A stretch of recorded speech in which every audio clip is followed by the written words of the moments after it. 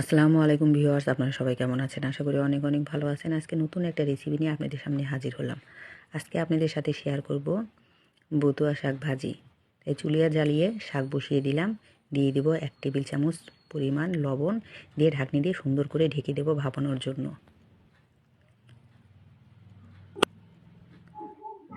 ঢাকনি উঁচু করে একটু নেড়ে দিব।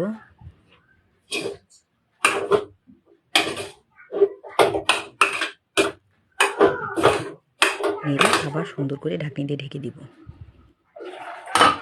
দেখেন আমার শাক ভাপানো হয়ে গেছে। এখন পানি ঝরার জন্য আমি একটা ঝাড়ির মধ্যে উঠিয়ে নিব।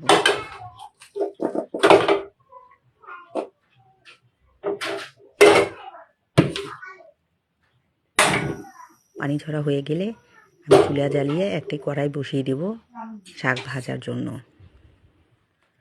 দিয়ে দিব পরিমাণ মতো তেল, দিয়ে দিব কয়েক টুকরা শুকনো মরিচ ফালা। মরিচগুলো সুন্দর করে নেড়ে চেড়ে ভেজে নিব।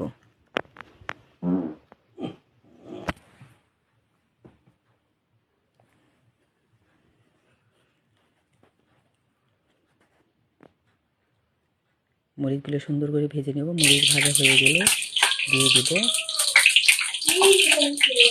পেঁয়াজ কুচি, রসুন কুচি আর কয়েক টুকরো কাঁচামরিচ ফালি।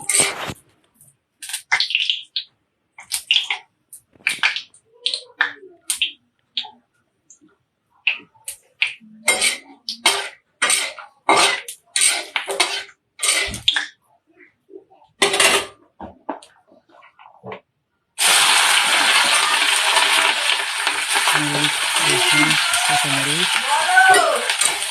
বাদামি করে ভেজে নেব।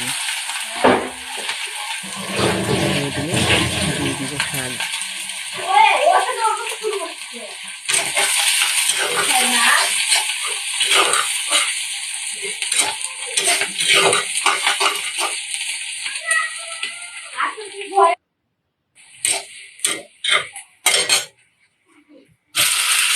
সুন্দর করে নেড়ে চেড়ে শাক ভেজে নেব। বতুয়া শাক কে কে খেতে পছন্দ করেন কমেন্টে আমাকে জানাবেন।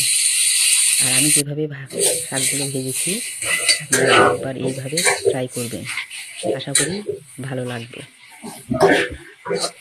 আর আমাকে লাইক, কমেন্ট, ফলো দিয়ে দয়া করে আমার পাশে থাকবেন প্লিজ।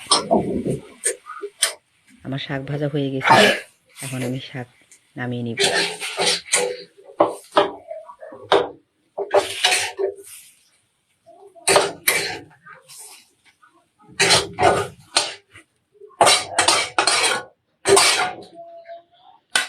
আলহামদুলিল্লাহ, দেখেন কি সুন্দর হয়েছে আমার বতুয়া শাক ভাজি। আল্লাহ হাফেজ।